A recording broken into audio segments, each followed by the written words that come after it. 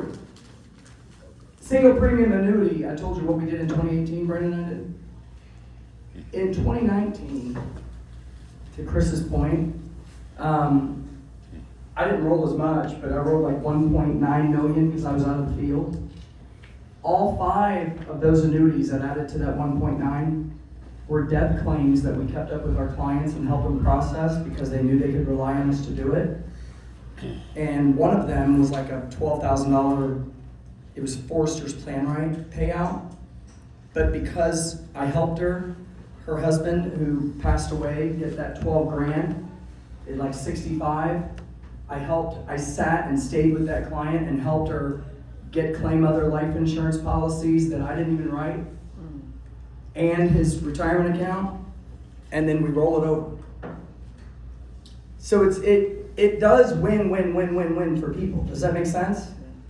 These claims are being moved all over the place every day. Millions and trillions of dollars are being rolled into 401ks every day. And IRAs and all these accounts and debt and these guys, but I want to introduce, when we decided, Chris, your heart, right? People that see our values. Does that make sense? And where we want to go long term, and without short term wins that would damage our clients, it's long term focus, right? Of doing things the right way. There were a few people that reached out. I had met Eric through another guy that worked with us, and he didn't want to work with him, but when he left, he called and said, hey, now I do want to work with you all, so I'm like, okay, come on. And he's been brilliant at what he does, and he knows products, and he's efficient, but we wanted the best of the best. And then Nate came from another distributor that launched a similar program to Resetting. I think they even called it Resetting. I think we stole the name from them. Nobody laughed at that, but it's okay. Sometimes the best ideas you don't create yourself, you just find and you get inspired by. And that company blew up, and Nate was a big part of that. And I know I was in a meeting with them in San Antonio last week, and they go from like 0 single premium to like $500 million a year in single premium. I think we can triple that, like no joke. I think the opportunity we have and the debt-free life side and the IUL, and then finding policies and people that need help that have no idea these things exist, we can grab that. And we have 2 guys who are the absolute best of the best. So if you guys would stand up, give these guys a round of applause for their expertise. Listen to these guys. Take notes. Nate Hurt, Director of Retirement Solutions, and Eric Miller, Director of Retirement Solutions.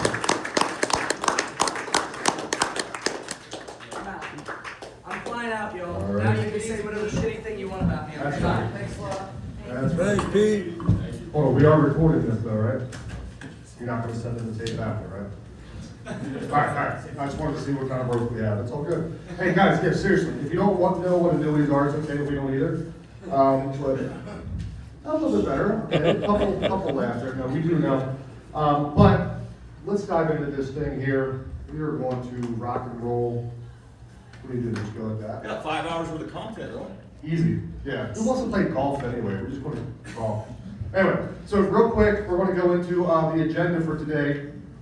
We're going to talk about what's in it for you, the simplicity of adding the resets to your process, problems we can solve, so give you guys a little bit more insight into what we're doing with your clients. We believe that as you get the concepts a little bit, that's going to help you navigate the script and all that. Who's a good candidate? What's a qualified reset, and how to jumpstart that passive income stream. So, how many of you have asked, like we've been talking about this since conference, have you like sat there with your finger on your temple like that guy at your computer and said, why should I do this? I know Pete's done a great job unpacking this and driving this home of why you guys should do this, but we want to show you guys like some of the actual numbers. Like this is actual data, and this is from the company that Pete was just referencing, that Nate helped launch this. And Nate, that was, you said 8% adoption, whatever. So they're doing massive numbers, and only like 8% of their agents are actually doing the thing. Like, think about that. Like, that's really bad. Like, 8% adoption is, they're not happy about that, are they? I mean, the number sounds good, but only 8% of the agents are doing that. What if 16, right? And when you guys understand these numbers, like, let's just look at this. The average case size for an annuity is $157,000. It's $157,000 is average. I can tell you this, just this week, and Pete's gone, he yells at me, calls these mind deals. One of them I have on a paper app, the other one I'm putting in the system Monday because my license in Indiana just got issued 5 minutes ago. $150,000 on one, $205,000 on the other, and a $60,000 annuity as well. So I've got one of them paper, 2 of them are going in Monday. And let me just give you some real math. These are cases that I just did. So that's 150 plus 60,000 plus 205,000. That's $415,000 in premium that I did between Monday and Tuesday. Okay? I know the average APC is going to be that. That's $26,000 that's getting paid out. All right, now half of that's mine, so hold on a second. But that's $13,000 that's going to the split agent. Like one of the deals, it's like $7,000. I texted him. He was just like, hey, I talked with this guy, and he's got this, and he's got something in this, and he just wanted to know if he could talk to somebody. And I was like, sure. And his name was Gary from Indiana. And I got news for you. If you got, it's Gary Fox from Indiana. That's really his name. Great guy. But I got news for you. If you got somebody in Indiana, he was saying you were to drive 4 hours to go meet with him. I'm flying to Indiana to meet with that person myself. I won't even do the Zoom thing. Like I'll go to Indiana myself. Like when you understand how much money is sitting there in this stuff, you're going to go out of your way a little bit. But I texted him, I said, good job. I said, once this issues, that's $7,000 that's coming to you. He was like, holy cow. One referral. And it was $205,000. It's not far off of what the average case size is. So on average, just think an average annuity referral is going to be 6 racks. Take it. Average? Maybe it's worth doing, right? Pete was saying the other day, right, like the mortgage protection is still gonna be that steady, pay your bills with some extra, and then all of a sudden, one of these hits, or 2 of these hit a month. You start getting better and 3 of them hit a month. And that car that you're making payments on, all of a sudden that's paid off. Or some other purchase, right, and that's taken care of. Student loans are getting whacked out at a crazy rate. Like, this is money that hasn't been accounted for, right? You don't have this built into your budget. I know how it is, Eric does too, like we live the exact same life that you guys are living. And we were living according to what we knew was going paid, right? But we didn't anticipate this money coming in. Hopefully you don't either, it's just gravy. Yeah, back in the day, I was in the car business back in the day for insurance, and I worked for GM, and we had a GM card. When you would sell a new car, they would give you $150 per new car, and it came on this preloaded debit card. So my wife at the time, I called that Mama Don't Know money. She didn't know about that card. So when GM paid that card, Mama didn't know about that money. She saw all the other stuff that came in. I got to do whatever I want with the Mama Don't Know money, right? Think about it that way. Listen, think about these sales and these commissions as now mind you, she's my ex-wife, so maybe that's not, she is my ex-wife. So now that I just had that epiphany. Maybe That's marital advice. Right. This is not a marriage counseling seminar, okay? But that probably wasn't the best thing to do. Maybe Mama found out about some stuff, and whatever. But that was over 10 years ago. That just clicked for me. Wow. I blame her. Moment of clarity, yeah. Right, but she still don't know about it, so it's okay. Anyway, but the point is this. This money, it's that extra money that's just going to hit. I mean, if you can add an extra $5,000, $10,000, $15,000 a month just off of referrals, I mean, honestly, is anybody not going to do that? Well, this is a pipeline like everything else too, right? Like you just reset it and forget it. And yeah, we'll give you updates, and the system's soon gonna be capable of us just putting that stuff in, so you don't feel like you have to text us and call us, but it's fine. And then all of a sudden it just starts hitting. It's a pipeline, just keep filling it up. It's just gotta be part of your process, just like picking up the phone and dialing between 8 and 11. Let me tell you how not involved you have to be. I'm still trying to track somebody down because somebody set last Saturday an appointment with a gentleman named Paul Papacy or Papacy, something like that. I closed him, and I'm rolling over his $60,000, and I have no idea who the agent even is. That's me. I'm Spartacus, right? Is that commercial, right? Well played. OH. That's right. Boomer Sooner right here. Anyway, I'm from Maryland. We don't have a good football team, so I just pick whoever's popular when it comes to college football and make fun of people. But anyway, that's just on annuities, okay? Average case for an IUL $2,894 commissionable annual premium. I mean, that's what, it would take average mortgage sale, that's like 3 times. Average mortgage sale, so just imagine that. I mean, those are pretty easy to refer over, right? Somebody just wants to save a little bit more money for retirement. $28.94, I mean, you get a couple of those. Average case for DFL, like, I don't know why we use 666, man, we couldn't like bump one of those to a 7. Just giving you the accurate numbers, Well, it is Halloween time, like cue the Michael Myers music, with $4,666 commissionable AP for helping somebody get out of debt. I don't know, maybe some people be interested in that. And there's also opportunities available through estate planning. Let me just put this out there. We'll touch on it later. We do that with the digital trust, things like that. There's really no money in the sale of the trust. Why that's powerful is because when somebody buys a trust and they're doing the estate planning, they disclose everything they have. They have to, so they can list it in the trust. Yeah, they disclose this money and this money and this money as part of going through. Yeah, exactly. So as the estate plan is done, they list everything in the trust, then we're going in and we're looking for the other stuff. So, don't become a trust merchant, like where you're just like, hey, what do I make if I refer to 10 trusts? We want to make sure that there's assets with that and all that kind of stuff, but anyway, we'll get into that. But, don't get excited about, trust sales. It's the other stuff that comes from it. So just to give you an example here, additional monthly income as a referral agent. Annuity sale by SME, 1, that's 4K average. That's a little low. I guess it depends on how it factors out. Let's just go with the $4 grand average. Quarter, I think. Yeah, you do 2 of those, 8K, 3 of those, 12K. IUL sale, you do 3 of those, that's $4,500. You do 4 of those, 6 grand, 5 of those, $7,500. DFL cases, 3 is 6, 4 is 8, 5 is 10. As far as what your commission would be on that, on average, like that's the median there. As a base shop manager, who's all is a base shop manager here today? All right, as a base shop manager with an average 15% spread, annuities, you're gonna average $2,000 or so per sale. So who's my base shop managers again? Okay, why are you not driving your agents? 1, your agents are gonna make a lot more money. So let me ask you, it's all about retention, right? You wanna keep your agents with you. You don't want them shopping anywhere else and looking at other shiny balls and chasing it, right? So not only are they gonna make more money, there's quite a bit of money in it for you too. If I was a base shop manager, I'd probably be driving this a little bit and saying, hey guys, let's really plug into this. Let's be the team that really digs into this and gets this down. I mean, for each base shop managers and other leaders in this room, it's the best way to drive this activity. Tell your agents to do it, or do it yourself and have them watch. Lead from the front. Yeah, that's what I always say. Like my soon-to-be fiance, just don't tell her, don't send that recording to her. She don't have a surprise proposal coming up in December. But anyway, my girlfriend, for now, she's always like, oh man, I want to get this done, but so-and-so's not doing this. You know what I always tell her?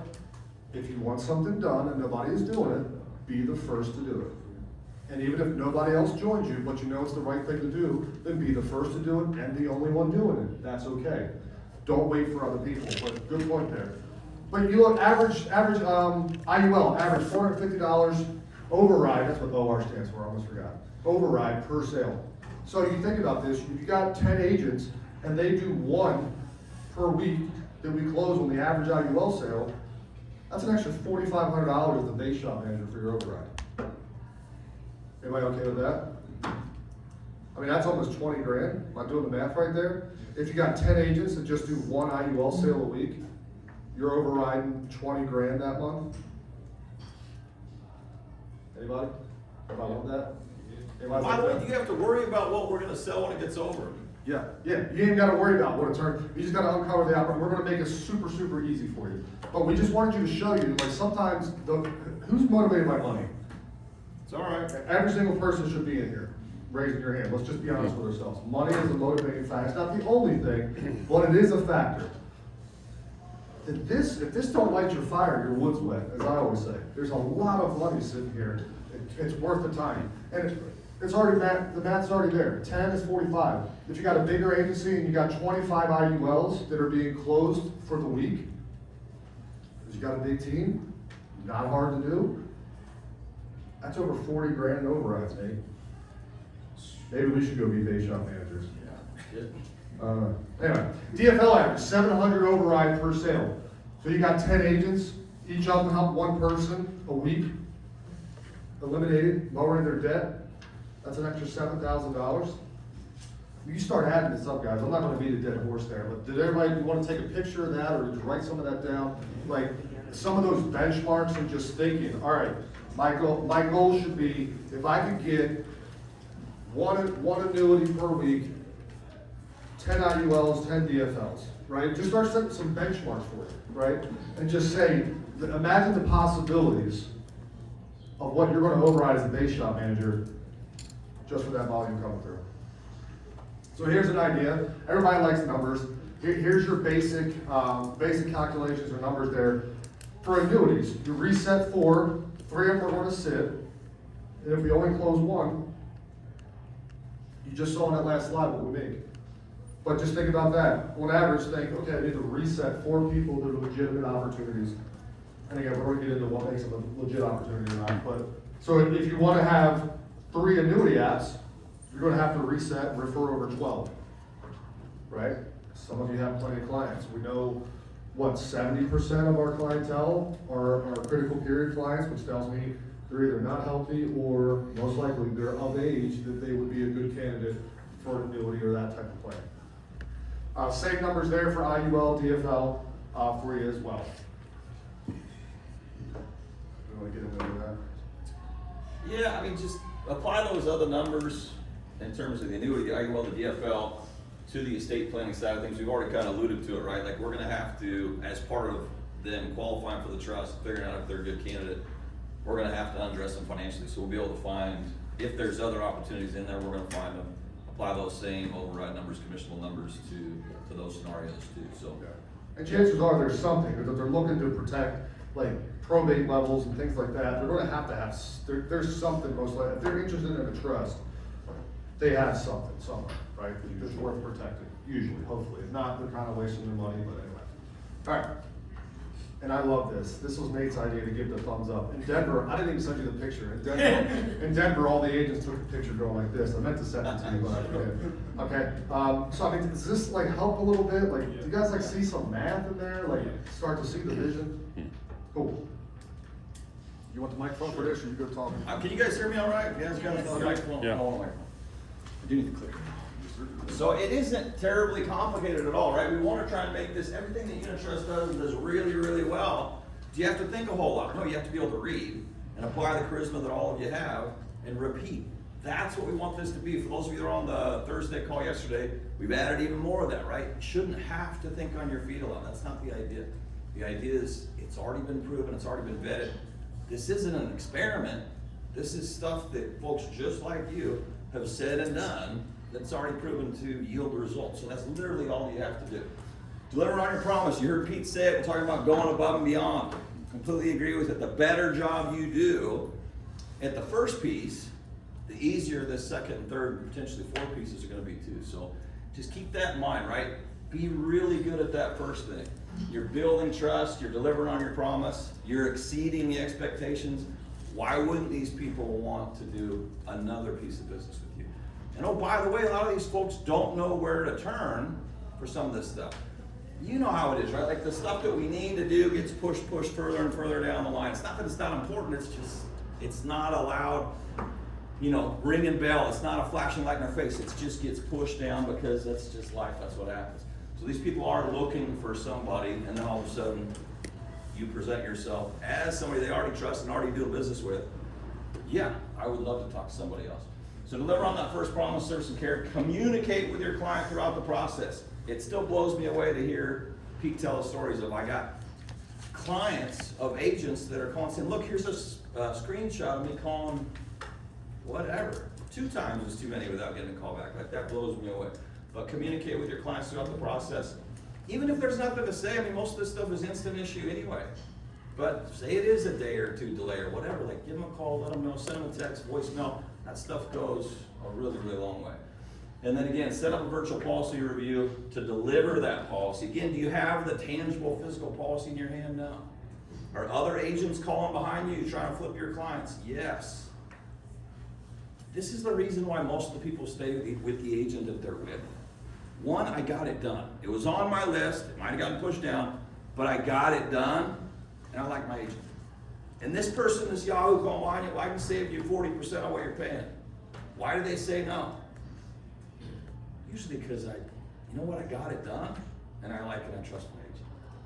So keep that in mind, right? You want to be the agent they're saying no to the other guy calling behind you. But this needs to be just an extension of your process. Eric was talking about 8% adoption. We're talking about 100% adoption if we can.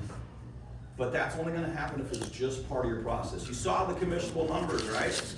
You can't necessarily, with great accuracy, pick exactly which one of your clients are going to be good candidates for all this. The point is you try and reset all of them and just let us sort it out. It's got to just be part of what you do. Just like saying hello and then pick up the phone. But the scripting's already out there, right? You guys have heard us go through this. I'm not sure how much time we have to get real granular on it, but you make that second visit, right, 2 or 3 days after. How do you feel about the policy we put in place for you? Eric, we got the mortgage protection taken care of. How do you feel about now having that piece of the puzzle taken care of? You check that box. How do you feel? Feels good, got it done. Is there anything that I could have done better? Are you comfortable working with me? Anything that I could have done better to improve your experience on this side of things? Probably wouldn't bought from you if that was the case. And by the way, do you want to hear that feedback anyway? I mean, if there is something you could have done better, like, yeah, I'm gonna apply that. I'm gonna decrease the already small percentage of chargebacks that I get by half. So yeah, you want to hear that stuff anyway. Based on this experience, Eric, if you had another financial need that required some help, would you want to do business with us again? Us is a big one too. You guys keep that word in mind. Us, we, our. People want to do business with not just one person, you know what I mean, but a bigger, call it that herd mentality, right? We got a whole team behind us. But would you want to work with us again, Eric? Yeah, yeah. Many of our clients ask if there are other areas that we could help them regarding their finances. Would you mind if I asked you a couple questions? What if they say no? Did you lose anything? It's already part of your process. You just move on and do it again. So again, this is your existing clients. I made a sale when issued today, 3 days, whatever, 2 days later, I'm setting up. A virtual call would probably be best. Yeah. And let me throw this in there too. Remember, everybody knows Mina, right? Mina Coop. Okay. Remember, Mina got scared in the beginning, didn't he? Super scared. Like, froze up like you saw a ghost. I had to call another agent to step in and do it for him because 15 minutes before he was like, abandoned ship, I can't do it. Yes. So literally like scared to death. The agent I was talking about that just referred something over to me was one of Mina's directs. All of a sudden, Mina's feeling a little better and he's texting me, hey, I want to get this thing done. Right? So he was scared of the unknown. He was scared because he hadn't gone through it yet. But as soon as he finds out his override that's coming from that, all of a sudden, Quite scary anymore, huh? yeah, all of a sudden it's like, maybe that's not so bad, you know? But and just remember this, as he's going into this, people really don't remember what you say to them, they remember how you make them feel. True. Right? That's always good. They'll forget what you say, but they'll remember, hey, you know what, when I was talking to them, I felt good, I felt I could trust them, I felt secure, right? And that's where referrals come from. Like, don't forget that, guys. Like, we help one client, and all of a sudden they know somebody that knows somebody, whatever. Like, that all counts too. If you want to talk about ROI going up, and I know I'm not gonna do the P and give you guys a speech about more leads. He does that good, and he does that so we don't have to. But the point is this, that ROI can really stack. When you do a good job and you go over the top, I mean, just this week, I went in person. I met with somebody in person. It was refreshing. I was like, holy cow. Like, I shook his hand. I sat at his living room table while his little 40-pound fat Frenchie was jumping up in my lap and they were squirting him with a bottle. Chaos. But it's okay. It was chaos. They're like, don't worry, we're just squirting him, like, side of my leg, like, dripping. I'm like, oh yeah, it's fine. It's fine, yeah. Thing jumped up and hit me in the air. But the point is, I sat there with 2 hours with this guy. You know how long I talked to him about an annuity? About 5 minutes. We talked about fantasy football. We talked about how his house is sitting on granite and he couldn't dig out his pool and how but he could see the water. We talked about all this stuff and just laughed. And at the end, he's like, all right, so tell me about what this. I'm like, no fees. You're gonna get 7-8% on average growth. If that's all right with you on a good product, I'll do the research for you. Here's what I got. Here's the catch. This sounds too good to be true usually when I say this. Here's the catch. Here's the surrender. This is how this works. But hey, you're not gonna lose any money. At this age, you don't need to. You need to preserve what you have. Yeah, that's what I'm looking for. I talked about the annuity for 5 minutes, but I built a relationship with him for over an hour. Because I knew when I was going in there, I was up against his friend is the one that manages the money. So I knew I was up against the buddy. And those are tough, because the buddy's always right, the buddy's always wrong. Right? The buddy's the buddy. But I got a good shot at winning that. It's over $300,000. Luckily, it was only 10 minutes from my house, so it wasn't Indiana. But still, I left my house, and that means something post-COVID. But anyway, but the point is, I built a ton of rapport, and I mean, we were like organizing our lineup. He's got Jamar Chase. Like anybody that doesn't have Jamar Chase here we in go. their fantasy football They team. traded Jamar Chase and he just won it. Yeah, if anybody traded away Jamar Chase for Keenan Allen or something, anyway. But I throw it back. Name back to you. So ordinarily, we run through some role plays on this. You guys are gonna get a stay of execution on the actual role play. Because we wouldn't have you come up here and stand and probably give you the microphone and make you do it, but we're a little bit shorter on time, so we're gonna have to imagine that part happen and keep going. All right, problems we could solve. So there are a number of problems. Do you have to know exactly how all these solutions work? No, you actually don't have to know really anything about it. We're not trying to keep secrets from you. We don't mind going through it with you, but it's really not gonna help you at the end of the day. Again, we're happy to do it. The best thing that you could do on this side of things is either be ignorant or play ignorant. Like if they can get the answers they want to get from you, even if it's just a snippet, they're like, no, I don't want to do that. They don't need us. So you really want to just look as much as you can, build us up. That third party credibility thing, Pete just told that story up here, I don't know, an hour ago. Pete knew how to do the annuity, but he reset Brandon. And Brandon knew how to do the annuity, but he reset Pete. Because you don't want to be that person that's the jack of all trades and the master of none, right? Even if Eric knows more than I do, which there's a good chance that he does, but even if he does know more than I do, he's got a better shot at that sale if he refers it over to me and builds me up. Same principle, right? So it doesn't do you a ton of good to know a bunch about it, but we're happy to explain it to you. As this continues, we're going to get deeper into that stuff, the financial education. We're not trying to hold anything back, but just keep the overriding theme. The less you can tell them, other than how great we are, the better. And the reason why we're doing it is to protect you guys. Because if we give you too much, you know what most people are going to do? You know, I used to have this little dog, and every time we'd come home, you know, dogs have no concept of time, right? And we would come home, and she would be so excited. You know what she would always do? She would tinkle on the couch. She couldn't help herself. She was just so excited that we were home that she would always jump up on the couch and just tinkle, tinkle, tinkle. She was just so excited. That's what a lot of agents would do. If we gave you too much information, you guys are going to the phone and just start, you just want to start tinkling all over the clients, right? and if you say something like, oh yeah, we got a guy that can help you out with IUL. Don't worry, we'll get you set up. You know what they're going to do? They're going to run into a Dave Ramsey clip, right? A Suze Orman clip. They're going to run into some Primerica guy that's telling you how if you buy an IUL policy, you're just going to slide right into like the 7th layer of hell and life is over, right? That's how people are out there. So, you know, they're going to go to Google. They're going to see Ken Fisher with all his ads saying, if you buy an annuity, you're going to die 10 years early. You know, it's crazy what people do. So we're protecting you from that because when you go into that, now they don't need you. They look it up themselves. They get scared. They see something.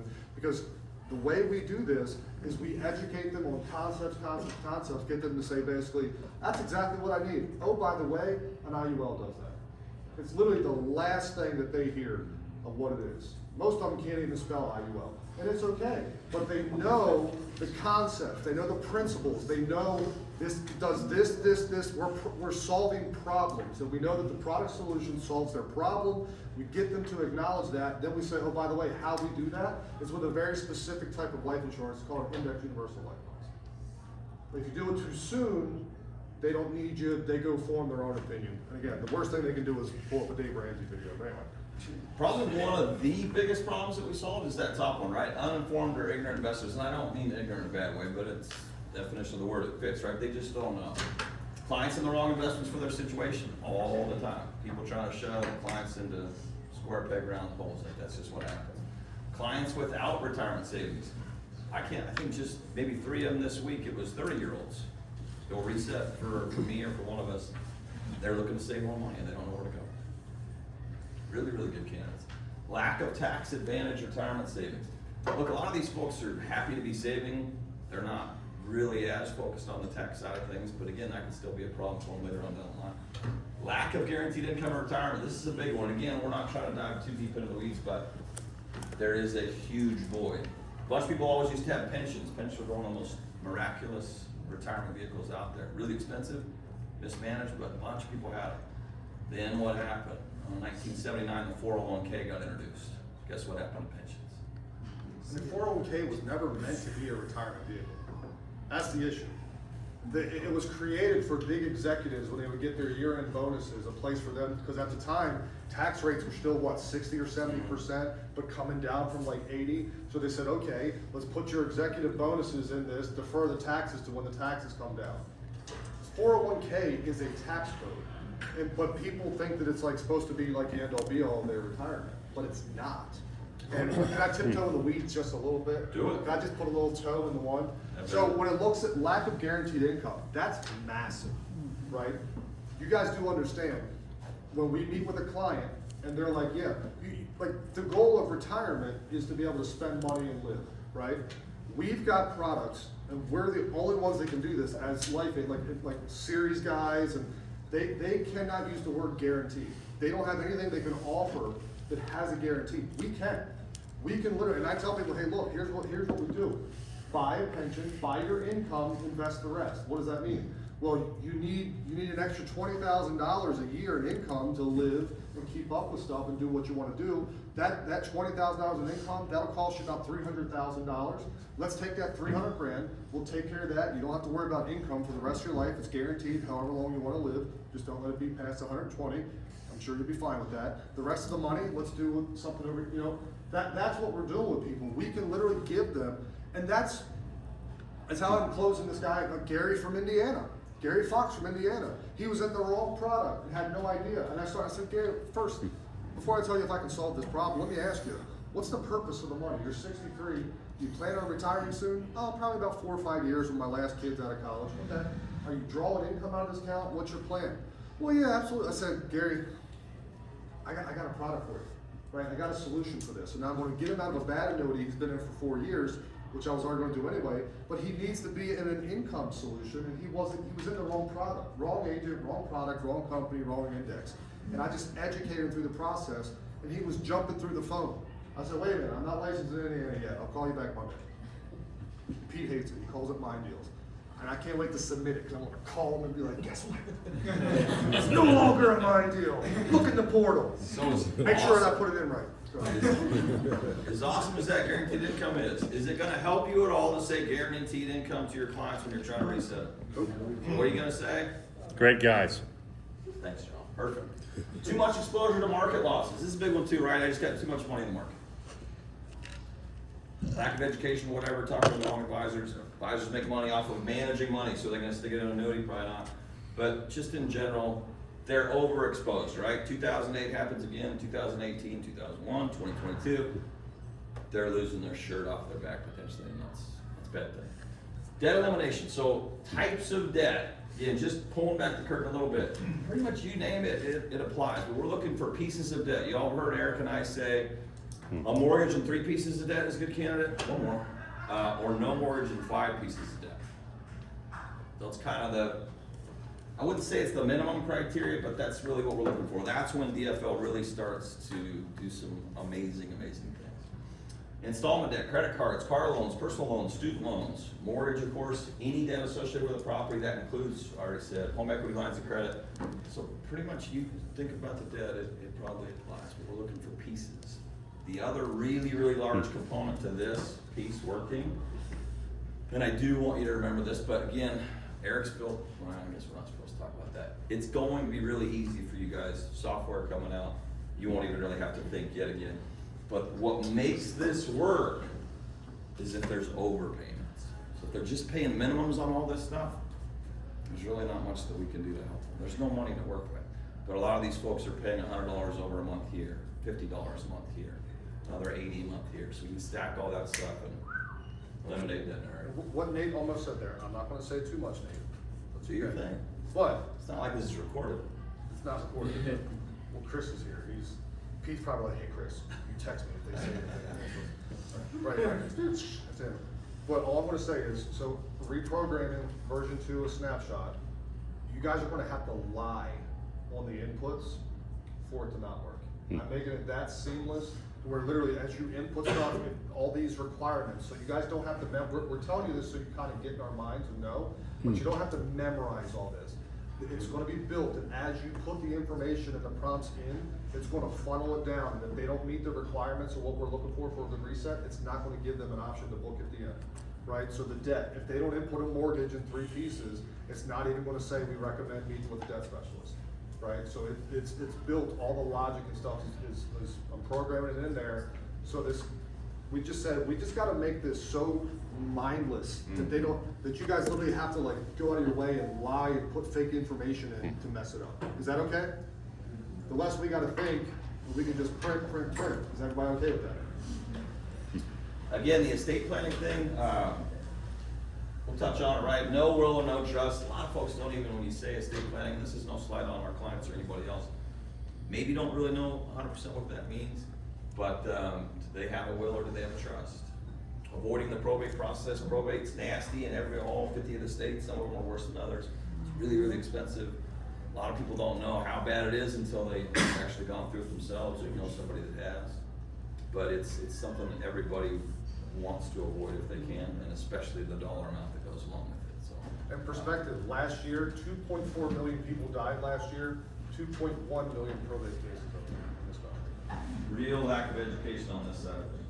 Yeah. Pretty big problem. Family members with special needs, trust is a really, really big thing, right? But disabled children in some way, shape, or form, either mentally or physically, and they're gonna need care later on. Trust can do so many things. We could have another separate reset university on that by itself, but most common problems. We just want to give you guys an idea. It's not so much about you. It's not at all about you memorizing any of it, but just know that there's a lot of stuff that we can help you. That's what I think you take away. Yeah, because that way if it comes up, like the dude that said it, like the guy was just like, yeah, I'm in this product and I'm not even keeping up with inflation. And the dude had no idea what to say. He just knew, he heard he's in an annuity and it's not doing what he wants. He knew the guy was unhappy. He just said, hey, I got a guy. Let me see if I can get you. And that's all he did. And when he gets that deposit for 7 years, he's going to be so glad. So, retirement specifically, so like kind of diving in a little bit more specific. So like on the retirement side, and all of it, honestly, all of it funnels to retirement. Debt is a retirement thing. Why? Because if you got less money that you owe in retirement, that's more money you're keeping, right? So it all funnels back to retirement. But we're talking about actual like income planning here, primarily, or like retirement account type of things here. What's my income gap? So we're gonna empower them through education, making them understand. Like, okay, you feel good now, but have you thought about it, Ms. Jones? What happens when Mr. Jones passes away and now some of your Social Security is going away? He's got a pension. Does that pension, what's the survivorship on that? Does that pass on to you? If so, is it a 10-year period certain, meaning after 10 years it's gone? Have you looked into all this stuff to know what your income gap is, and then from there, income cliffs, like when those things disappear if Mr. Jones dies, right? We start digging in and asking those questions for them to realize, yeah, we haven't actually planned, right? And then we step in and we give them a plan. I do want to spend a little bit of time here. For those of you who were on the call yesterday, we touched on some of this stuff a little bit, but I remember sitting in those seats that you guys are in right now. I remember just being early on or even a little bit later on, and I'm like, man, I can't talk to anybody about retirement. I can't ask these questions. Like, these guys are going to own me. Because if they know this much about retirement, they know this much more than I do. Like, I can't. Anybody feel me on that? Mm-hmm. So think about this, right? And I want you all to understand this so that you have confidence about asking these questions and knowing the majority of your clients are screwed and have no idea what they're doing. It's not a slight on them, it's just a flaw in the system, right? But what are the two biggest things, the biggest elements for retirement? I'm gonna voluntarily walk away from my paycheck, whatever it is, it's $100 grand a year. I'm gonna voluntarily walk away from that. And I have to be able to fill that gap, that 100,000, with whatever I've done to prepare for retirement. So how many out of 10 clients do you think actually know how much less that gap is, how much less I make when I was working versus when I retire? 9 out of 10. Yeah, usually like 10. If we make the number bigger, it might be like 48 out of 50 don't know. Okay, so I don't know how much income I'm going to lose within a couple $1,000s a year, hell, even $10,000 a year. I don't know how much less money I'm going to have when I retire.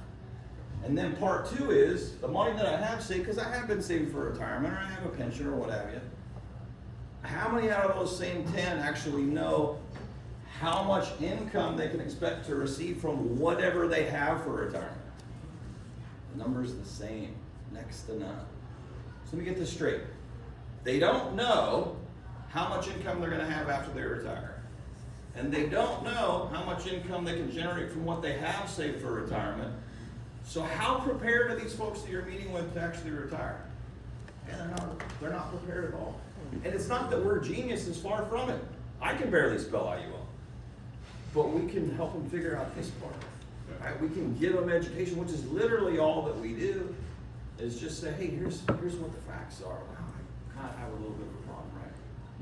We definitely look at it that way. Here's the solution. We educate until they know that they need us or until they kick us out of the house. Either way, that's what we do. Educate, educate, educate, so that they feel and they're empowered to make a decision. But just to put it in perspective too, with this, the fastest growing segment in the workforce in this country is 75 and older. The fastest growing segment in the workforce, 75 and older. So you tell me, do you think that's an issue? It's huge. That's the reason why that's happening. I mean, multi-factor, but a big part of it is they have no income plan.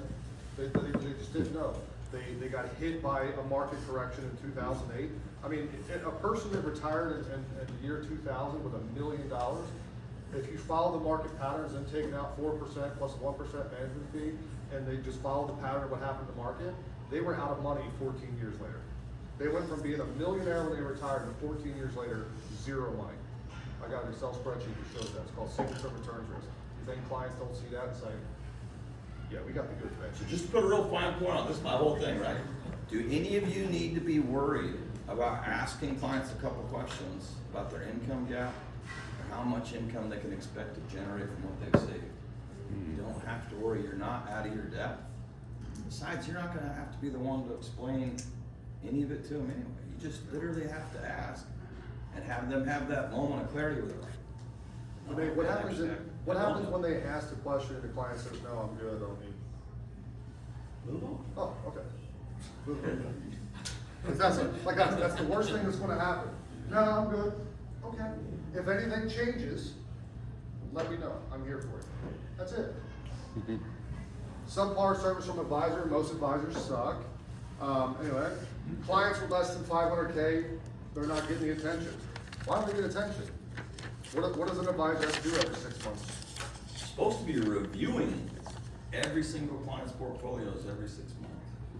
So that's why these guys only want to deal with big money, because their time, they have to keep going back and servicing their clients every 6 months to stay within compliance and all that kind of stuff.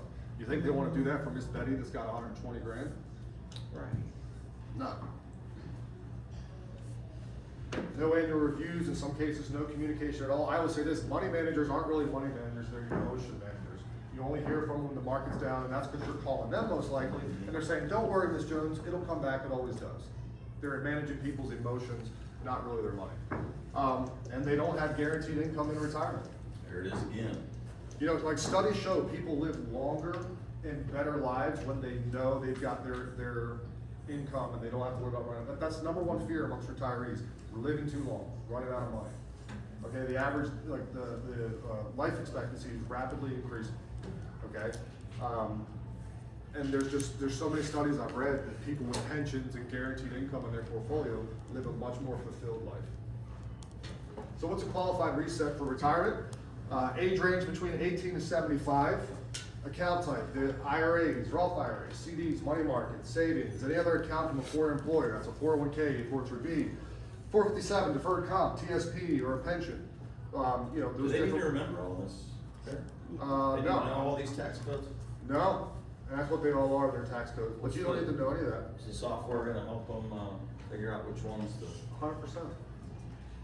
If you guys can read and point and click, you'll be fine. I just wanna spend a little bit of time on that first bullet, right? Cause a lot of agents will ask, like, who are we looking for? What's the age? Are they too young or are they too old? I'd already mentioned just a couple minutes ago, right? Like 30-year-olds, late 20-year-olds, folks that are, you know, saying, like, I wanna save some more, I wanna do X, I wanna do Y. They're good candidates, but not but. And Generally speaking, are the 20-year-olds and the 25-year-olds gonna be the ones that have $300,000, $400,000, $500,000 saved? Usually not, but again, the older folks getting into the 50s and 60s and 70s. So different solutions, but both really, really good candidates. Don't worry too much about age, but it's built in. And the key nugget there, over age 59 and a half, that's an IRS thing. If the person is under the age of 59 and a half, and they're still working at the place that holds their account, we can't do anything with them, right? If they're under 59 and a half, but that account is with a previous employer, we can help that person. We can roll that over. Because I always tell them, listen, leaving employment accounts with old employers, that's like me leaving my wallet with my ex-wife. There's nothing good that's gonna come from that. Nothing. And they laugh, and they love that. If I did want, Goose, if we did want you to remember for sure one number, that's the one.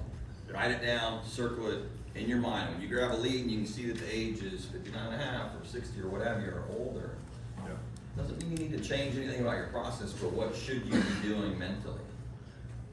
I don't know, I got potentially I can't have a question. Okay, so if they're over 59 and a half, but they are still working with the employer, like, we have a 457, and then we have some other stuff. But there's a lot of money sitting there. Can they do something with it once they're vested? Absolutely. It's called an in-service rollover. So if you're over 59 and a half, Yeah. you can move your money. Okay, so. Call me the- Monday. Yes, I got you. Where you live, Indiana? I'm No, coming. no, I'm in Michigan. Oh, But you it's work a there. whole bunch of people in Michigan and in Jersey. Definitely talk to one of us. There's maybe just kind of one exception to that rule. Mm. And I don't wanna Yeah. cloud anybody's minds on that, but just, 59 and a half. For the most just part, think of it. every plan has its own, there are very few out there that have certain, you have to be separated no matter what age you are. But I would say, general rule, this is true. There are some exceptions. Very So good. just don't get mad when we say there's an exception, because it's literally like 99, when you're working with like unions, it's more specialized thing. But again, don't get tripped up on that. Just think, like when you guys get your lead and you're calling it, you see the person's 60 years old, right there immediately in your head, start thinking, okay, this is what I'm listening for, this could be a solution to, right? You start to form that in your head. You're not saying it, you're just knowing, and you're knowing what to listen for and the cues, and knowing, hey, this is gonna be a good reset for this potentially. Case studies. So here's a scenario. Wait, how old are they?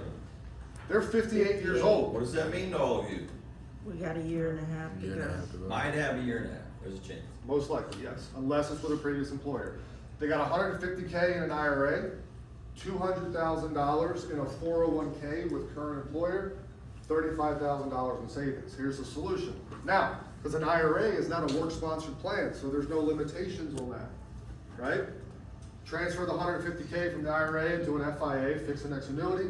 The 200K in the 401K will remain for now, but revisited when the client reaches 59 and a half. 35K remains in the savings account because we wouldn't pass suitability without it. The reset in agent compensation, 150K into an FIA, $4,687. By the way, does anybody remember what the average case size was on annuity from that second About, time? about 150. And you get a free bucket of the donuts there. So, but here's the thing, I just ran through a lot of stuff. Guess what? Wouldn't it be cool if we had a software that as you're inputting information, it would tell you whether or not they meet those requirements? Yes. Right, it's being done, okay? So that's the point. If they're 58 years old and you're putting this one in version 2 of Snapshot, they're 58 years old, it's gonna say, do you have retirement accounts? Yes. It's gonna ask, is it with a previous employer? If it says yes, then it's gonna prompt to meet with us for a rollover and have the verbiage there. If they say no, it's with the current employer, it's not gonna ask you to reset it. It's gonna do the thinking for you. And how some of you are going like this, you like people to think for you. OH. That's right. Easy. Hey, we're in Ohio, baby. Well, we do the Oklahoma booth, but anyway, we're not gonna spend too much time on this, but this is an illustration, and they picked a bad product, but it's okay, he loves this product. But this is just an example of what we would go over with the client there on how we would, like the guaranteed the guaranteed income. I'd say, oh, good news, Miss Susie, you're gonna retire at 65, you give us this 150 grand at 58, at age 65, when you wanna retire, you're gonna have a little over $1,000 a month, guaranteed for the rest of your life. And that's how we would close that deal.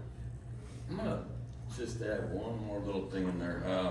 Do we sell long-term care insurance, like standalone long-term care insurance policies? Do we sell them? Not that I know. So when your clients ask for them, not really a whole lot, I mean, maybe with some living benefits and stuff like that, right? But now all of a sudden, combine a little bit of money in terms of assets and a meeting with us, it is potential that we could get something that'll act a lot like a long-term care benefit at all.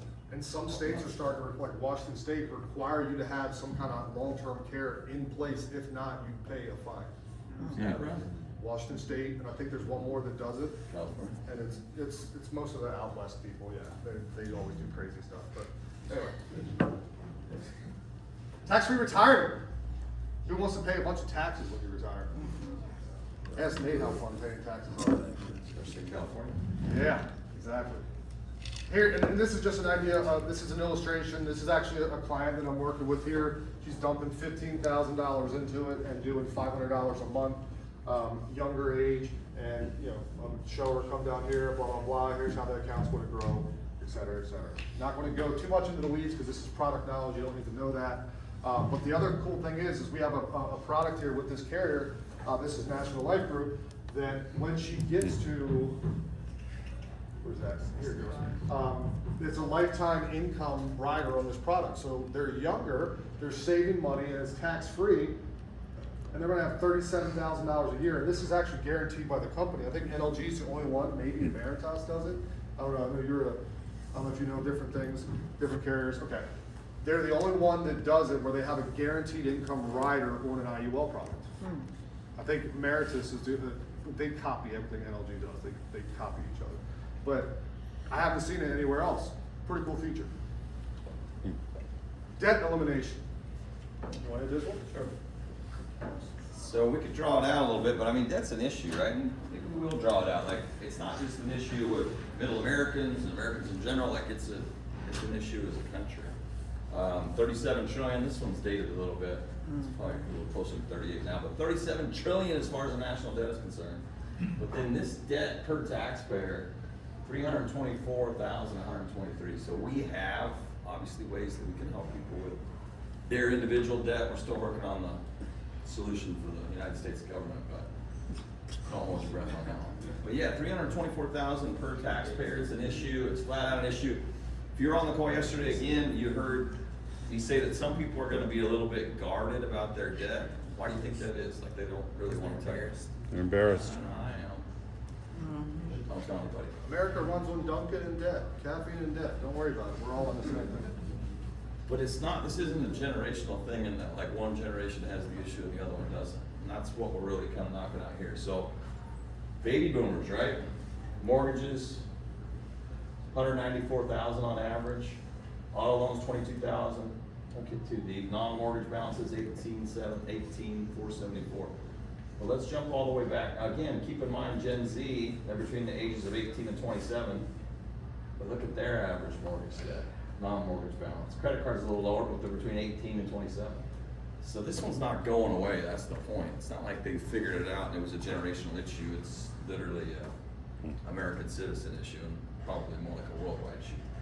But we do have solutions for them, right? How many Americans, this is a big one. Went over this stuff a little bit at conference, but how many Americans have a plan to pay off their debt? About half of debtors have a plan. Less than half of Americans with credit card debt, 40%, have a plan to pay it off. Most are working on debt reduction, so 9 out of 10 Americans are actively trying to reduce their debt burden by taking steps like lowering expenses and increasing income. So 9 out of 10 would like to have a plan to do it, or think they have some sort of plan. Debt reduction is the top priority for many. This is a staggering one. I mean, 42% of Americans name debt reduction as their primary financial goal in 2025. So they want to do it. Why haven't they, do you think? It's off the cuff. They haven't had the right. How'd you get that? I don't know. They don't really know where to go. debt consolidation, that's, Well, they go to Dave Ramsey and he says, stop buying avocados, and that's supposed to solve everybody's problems. A lot of it is trust in someone to run it. you know? There's not much out there. You're gonna hear debt snowball, debt avalanche, and, okay, that's not really a strategy. That's like a little bit of like, it kind of guides you, but it's not an actual plan. Like, it doesn't, people want, especially when it comes to debt, something like that, show me numbers, show me step by step, a formula, a funnel, something like that. that's what debt-free life does, literally. So what's qualified reset on this side of things? Beating a little bit of a dead horse, but average, so the age range, on average between 25 and 65, it's not that we couldn't help a 20-year-old, it's just hopefully they haven't accumulated that much debt by then, to 65. Is it to say that we can't help folks that are a little older than 65? Not necessarily, it just gets kind of hard. You remember this, at the end of the day, the solution, debt-free life, is gonna require a whole life insurance policy, participating life. So we do have to have the ability to qualify for it. Now, it doesn't have to be that person, keep this in mind, it's really important. Let's say you got a married couple, but the one you're talking to is the husband, and his health sucks, it's just not very good. One foot in the grave, the other one on a banana peel. But the wife's healthy. We can write the policy on the wife, because again, the life insurance aspect of it is ancillary, that's not why they're getting the policy. They're getting the policy to pay off the debt. So we've even had it on kids, when both husband and wife or a couple are both unhealthy, we can even put those policies on kids and use it for the same purpose, doesn't matter. You already heard this, but here again, minimums for debt, right? Mortgage or HELOC and 3 pieces of debt, or no mortgage and 5 pieces of debt. It's just where it really starts to make a ton of sense. And then consistent overpayments. Consistent's a really, really key word, right? Some people have put $100 here for a month, then I don't for the next 2 or 3 months. It's probably not gonna work. But consistent overpayments of only $100 or more. It's not like we have to have $500 a month in overpayments to make it work. Take a look at a couple case studies. This one, in this case, is a mortgage and 7 pieces of debt. Again, we're going over this not so that you have it memorized, but just so you can understand how powerful it is. So in this case, they have that mortgage overpayment of $200 a month. They got a lot of other debt. Let's see if we can locate the actual overpayments on this one. So there's the minimums. So overpayment there, here, overpayments, pretty significant. So all told, total overpayments, $872 a month. So it's pretty significant. It's not uncommon though. That's the thing. Like, these guys have that much debt. As long as they have the means, a lot of them are trying to pay it down. You saw it, 9 out of 10 have it as their top priority in 2025 to pay off the debt.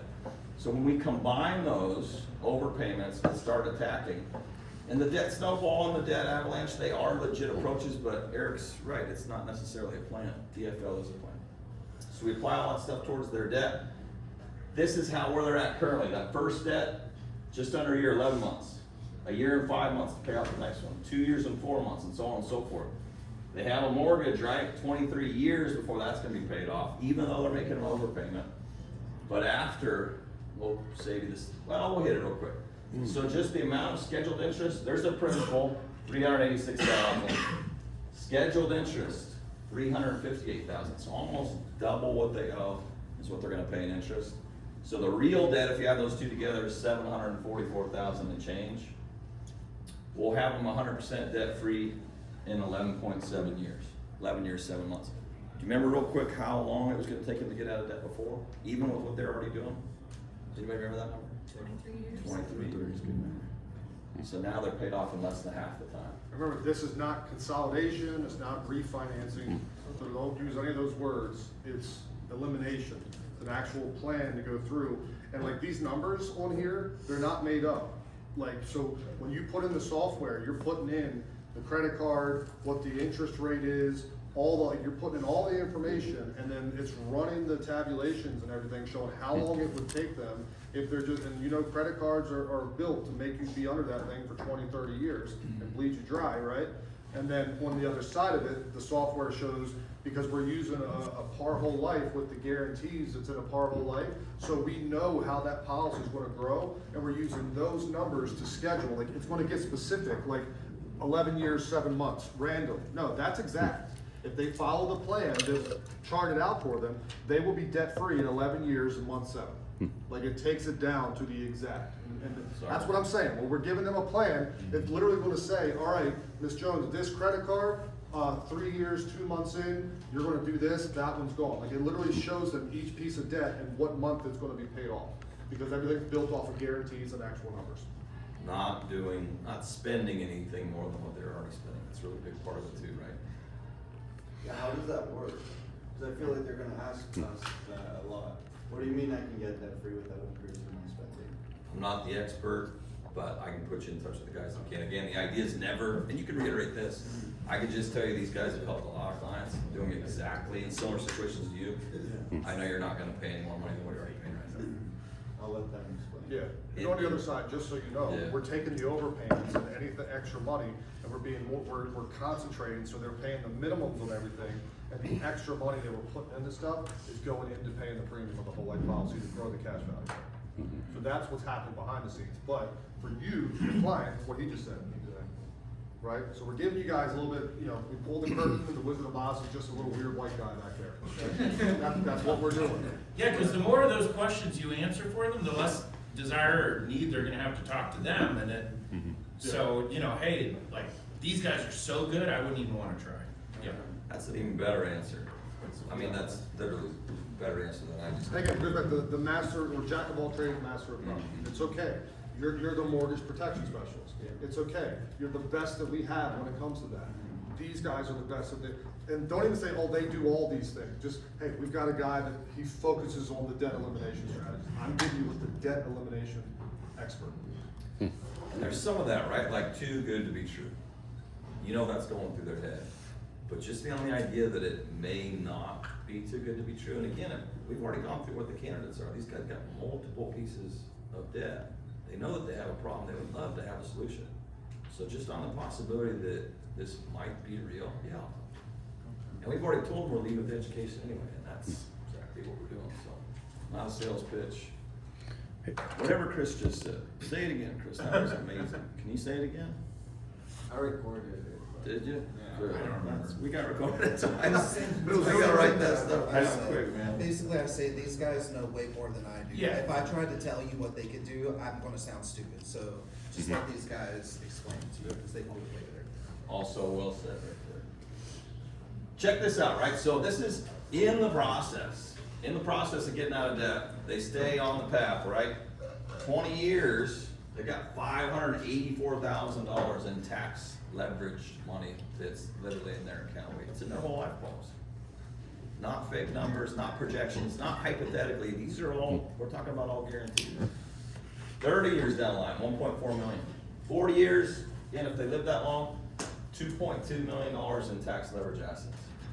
Yeah, so after we get them out of debt, that's the money that they have in their policy that they can leverage for income, different things in retirement. So we're now, we're eliminating the debt, but then they're walking away debt-free, which is massive. If all they were doing was walking away debt-free, don't you think people would want that? Right? Because you saw the example on the slide, what was it, like $300,000 of interest? I mean, you think about this, instead of paying, the principal was $386,000, they're paying almost the same exact amount in interest.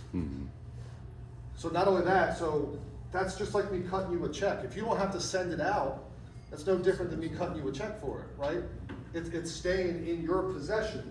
Well, we're eliminating that, and then they're walking away with an asset of $500,000 or more. And you're saying that these are all guarantees, so it's not indexed anything, it's a guarantee. Yeah, because it's based off of an actual illustration that we do. Each client, we do the illustration for them based on their age and everything. We upload the illustration into the software. The software does all the projections based off of the debt numbers and the actual illustration, and that's why we use Par Whole Life, because it's guarantees. Not, just not projections, it's, yeah. IUL, projections. Projections. Debt-free life with Par Whole Life, not a Was projection. the company said par? Participating whole life, Oh, just I a see. specific. I got you. Main product will be Foresters. They design a product specifically for this. Built for DFL. We'll run a little quicker through these other ones, but, yeah, one mortgage, 3 pieces of debt. So this is the minimum. That first one was on the higher side of things. Don't think for a second you're not gonna run across them, because you will. I mean, I've seen 13 pieces of debt. And actually, the more pieces they have, the more powerful DFL even needs. But we're talking about minimums at this point. So these folks got a mortgage, no overpayment, $250,000, and they have his and her credit cards and a car. but there's some overpayment, right? So grand total, pull all the overpayments on the cars in his or her credit card, it's $485 a month. Nothing crazy, common. This is where they're at right now. It's going to take them, how many years before they're debt free?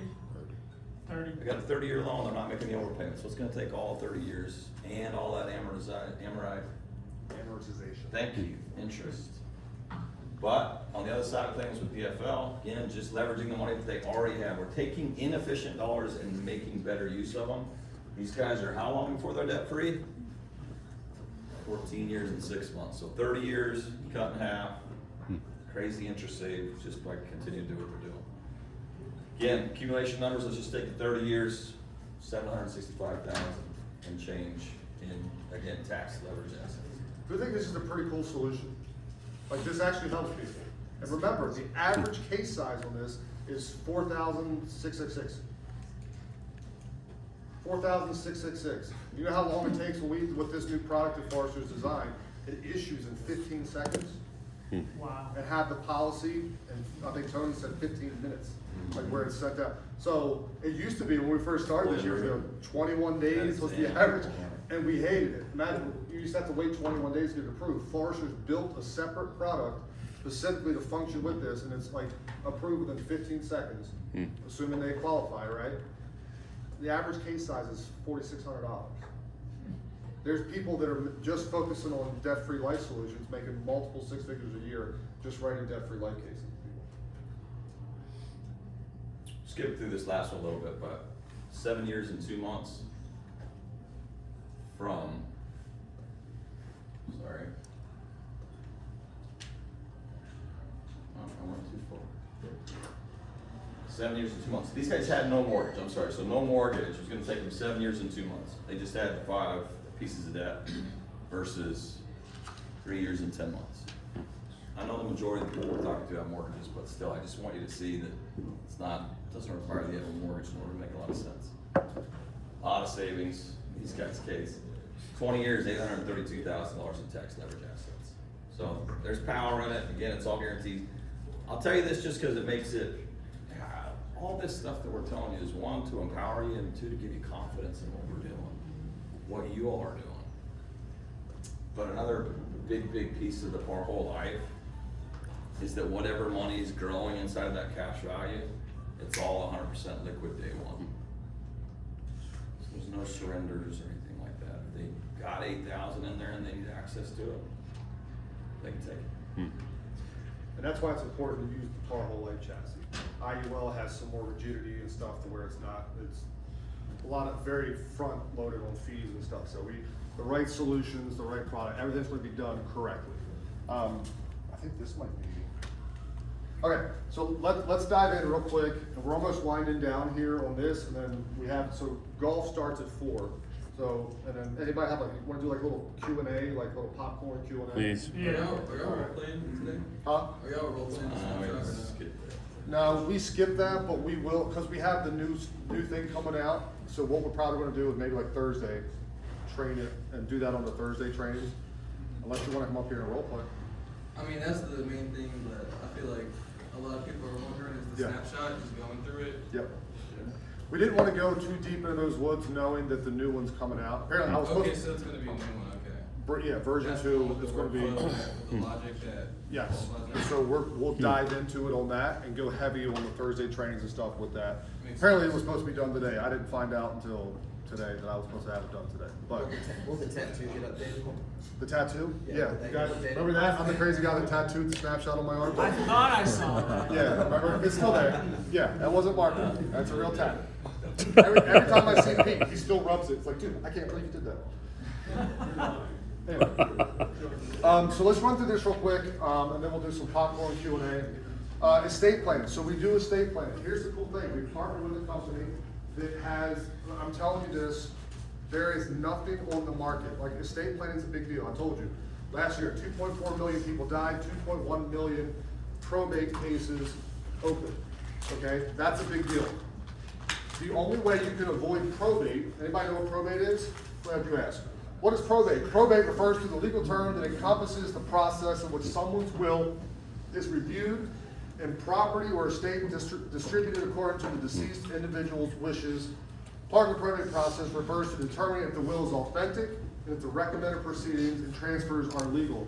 Probate can also refer to dispersing the deceased person's property accurately and legally if deceased does not have a will in place. Can I rephrase that for a second? Yeah, Probate's the process of trying to give your family your stuff when you're dead, there you go. and that's it. And a will, a lot of people, I got a will, I'm good. A will is a one-way ticket to probate court. Guaranteed. A will just means the judge, after you pay 8 to 10% in fees for an attorney, Of your estate. a judge, of the entire estate, the judge is gonna take the will and say, okay, this goes here, this goes there, this goes there. But you still have to go to probate court to deal with that. If you have a trust, you don't have to do that. A will by itself, you go to probate court. A will within the trust, you're good and secure. Everybody remember that? Yeah. Explain that to a client? Yeah. Are you going to? Yeah. Thank you. How long does probate take? Prepare and file petition for probate, 1 to 4 months. Give notice to creditors, 3 to 6 months. Pay debts and fees, 6 to 12 months. Inventory the assets, 6 to 12 months. Distribute the assets, 9 to 18 months. Close the estate, 9 to 24 months. Isn't Prince's estate like still, or like Martin Luther King's estate took like 20 years to settle? Like Prince, his estate, like even like some big time celebrities that didn't have all their stuff, in a row.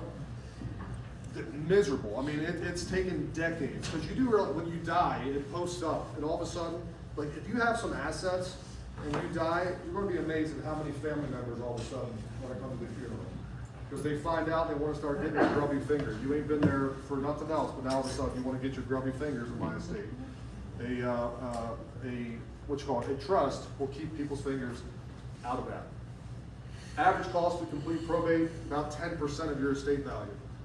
It's a lot of money, right? If you got $1 million estate, you're losing $100,000. What a trust can do, keep you out of probate court. It's that simple. We use a digital trust. If you go, has anybody like looked at what it takes to get a trust in place? What is your experience? Is it cheap? No. Not at all. What numbers did you see? 2,000, 3,000, 5,000. It's gonna be more along the 5,000 and up, depending on the size of the. In time. Yeah, so here's the thing, just to let you know how that works. You're gonna go meet with an attorney. Now, how many know that you can just walk right in the front door to a good attorney's office and sit right down with you can't do that, Tony? You can't just walk in? ChatGPT. Without, like, knowing who's helping me, like strangers. Right. You can't, the point is, you can't just walk into an attorney's office and say, yeah, I need it, and then be ready. You have to make an appointment. And a good attorney, probably gonna be what, a week or so, if you're lucky? So you gotta wait that time. They're gonna charge you on the low end, probably 5 racks, up close to 10 for different cases, all right? And guess what? That's just to get it set up, right? So you gotta wait a couple weeks to get in and see them. Then on their way out, hey, thank you for coming. They give you a binder, they call it a book trust, with all the information in it. Hey, see Sarah at the desk, she'll scan your card, 5 to 10 grand. And then guess what? Now you gotta title all the assets into an assignment, it's called funding the trust. Funding the trust means taking all the assets and putting it in. You could pay 5 grand for the trust, but if you don't retitle the assets into the trust, it means nothing. It's a $5,000 paperweight. It means nothing. And then if you make a change to it and you don't go update it, and let me ask you this, how many attorneys do you think are gonna update and make changes for free? No. Every time you gotta update it, change it, do something different, you're paying a fee. How many know attorneys aren't cheap? 300 an hour. 300 an hour. And guess what? Legislation changes. What happens when your state changes the law? Do you think that attorneys call and you say, hey, come in? Changes the law. They don't do that because they've got thousands of clients. So guess whose job it is to keep up with trust law? The client. Right? Yeah, exactly. So God forbid a law change and the attorney's not going to contact you about that. And guess what? Now your trust is no good. It's not going to hold up in court most likely. There's a lot of things that can happen. So we use what's called a digital trust. It's a company that uses Nevada state law because they've codified, Nevada's the only state that's codified all estate planning and trust law, which means if there's a change to the law, it automatically updates it. And we do, it's a one-time flat fee. How much is it? I can't tell you, but I'll tell you this. If you write, well, we can tell you, but here's what else. It's $29.95, I'll just tell you. You're gonna tell your clients that? No. Nope. No. Right. So it's a one-time flat fee, $29.95, Mrs. Jones, and this covers everything. If there's updates, anything that needs to be done, it's free. There is one additional cost. Oh, I knew there was a catch. For $95 a year, you can have access to what's called a digital notepad. Any questions you have about your estate or planning, you type that in the digital notepad and one of our attorneys will answer it. If you want to make a change, you type it in the digital notepad and the attorneys will change it for you. Nice. Any questions you have, they'll answer it right there for you. $95 a year.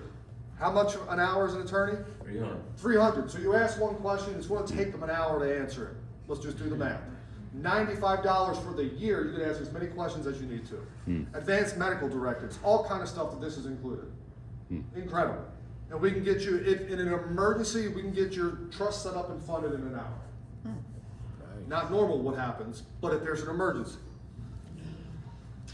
Think we got advantage in the marketplace with something like that in our tool belt? Heck yeah. What if someone has a trust but they need somebody to manage it?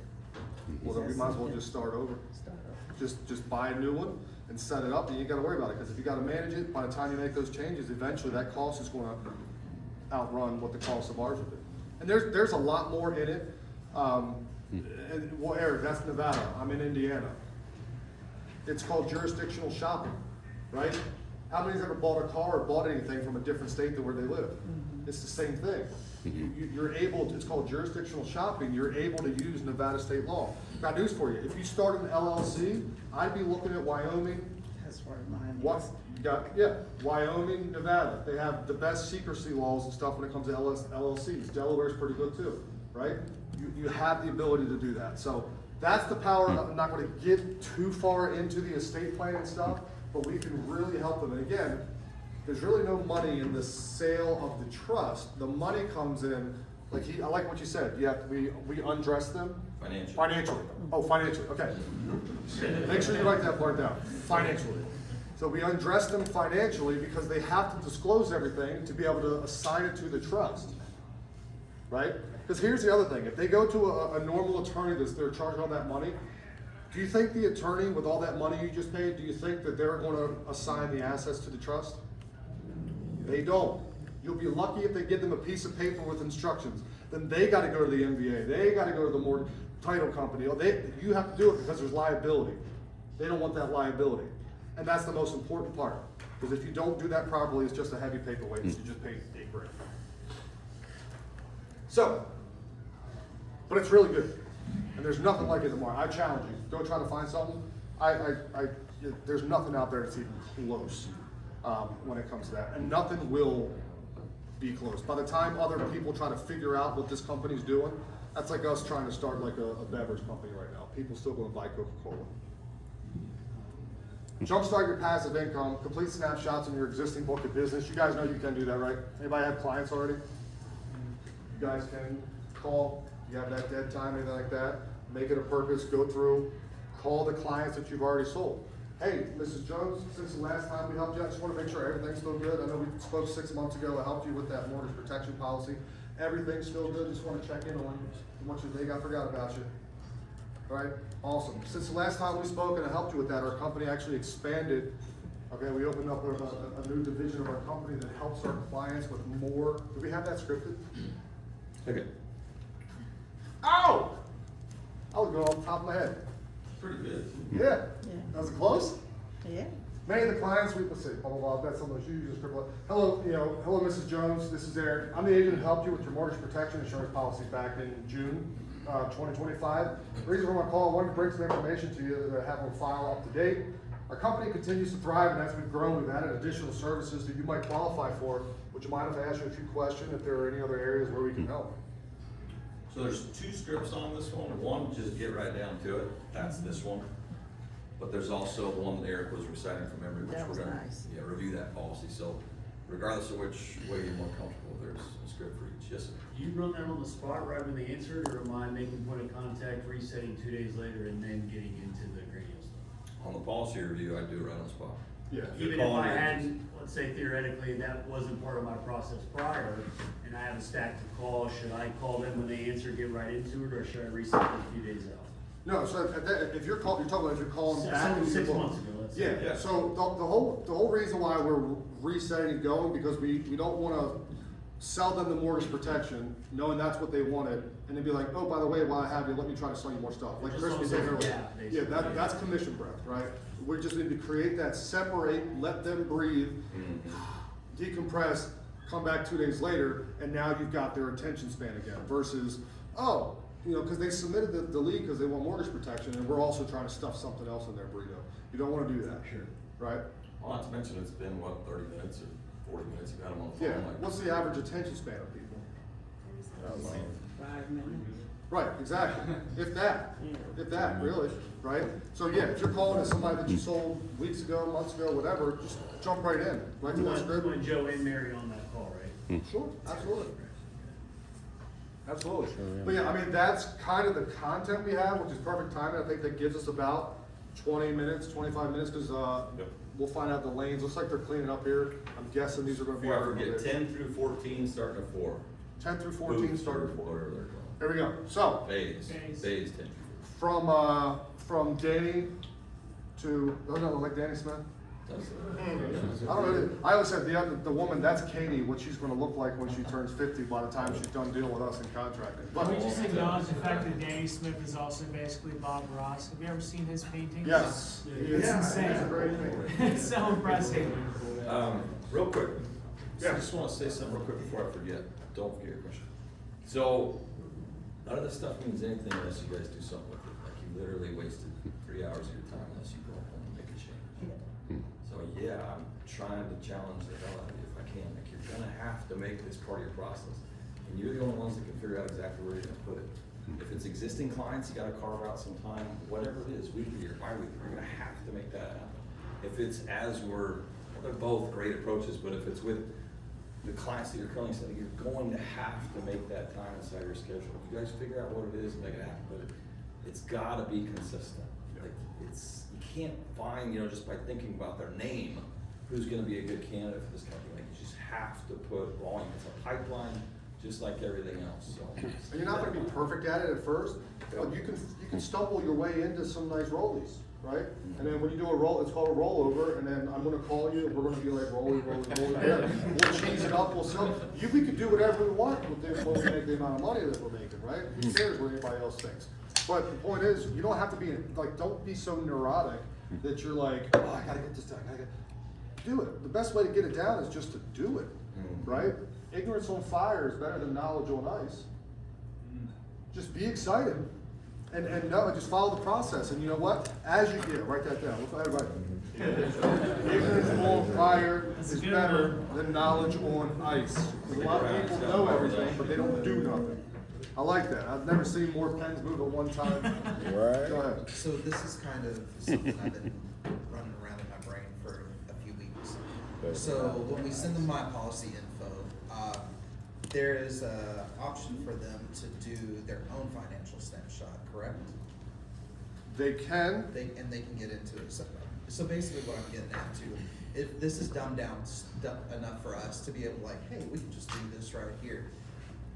Respectfully, isn't that something that's like we can do at the same time? So we close it out, we send my policy info over and say, hey, here's everything. You can see a picture of me and my boss and all that good stuff. Now, if you have a few minutes, if you'd like, go over here. If you're interested in like debt solution or debt elimination, any of this stuff, if you go over here, you can throw in some information and then it'll tell you, hey, whether you're going to be approved for the reset program. And basically, instead of us having to kind of, I get that it's great to hold their hand and walk them through it, but to give them that breath and them the option to say, oh cool, let me look into this. And then when we check back up, we can say, hey, were you able to look into the reset? And then if they had issues, we can kind of walk them through it. So I'll say two things in response to that. Imagine walking into your doctor's office and there's no doctor, but there's a big computer screen and it's like, touch which body part hurts. Diagnose What do yourself. you think? Right? That's not cool. Okay. And how many people do you think will do that? Right? Yeah, you want to talk to a person. You want the expert to tell you what's wrong with you. Gotcha. Because here's the other thing too is they don't know what's wrong with them. And yes, the V2 is going to like dumb it. It's meant to dumb it down enough for you guys that kind of know not just the retirement solution stuff, but the sales journey, a sales process, right? So we're doing it with the hopes that yes, there will be some curiosity and they'll click it and maybe they will. Should that be your mindset to rely on that? Absolutely not, right? I think that's gonna be the difference between maybe 5 or 10% people versus 80, 90, I think there's gonna be a huge difference. I mean, I think if we did a case study on that, the people that just tried to let them do it themselves versus the one that held their hand, now that I put it that way, think about which paycheck you want. It's gonna be the one. And again, right, and I showed you the money there, trust me, it's worth your time. It's worth your time. But, so that's what I would say. So we are like drip campaigns, and like, yeah, sure, there's a lot of stuff that we can do and all that stuff, but the focus needs to be engage them, walk them through it. You had your hand up next, and I think you're after. Yeah, I'm gonna try and smash a couple questions together. I need a little clarity, please, on like each part, right? So it's like, reset everybody, then there's age range 18 to 25. I understand the 59 and a half year thing, but then there's also debt-free 25 to 65. So here's my main question. If 80% of the people that I sit with are going to some type of final expense policy, you either each help or a little bit of both or kind of on that fence, how do I know who that real assets are? Like, I know you did the thing, but can you help like them stop there? Yeah. So would you say like, so you're saying like, would you say 80% or 70%? 82%. Okay, so I want the exact number. There you go. It's good that you know that. I do. That's why you're successful, right? You know your numbers. But which of those, Yeah. so the other 18% are gonna be all-term people, right? So you're saying they should all qualify as long as they're not under age of 18, which is okay Yeah. for them anyway. Of the other 82%, there's like 8 people out of 10, like, how do I know which ones I should not present this to, or talk to resetting with, or just reset them all and just deal with it at the end? Like, do I just make a big old mess? Yeah. Clean it up? Yes.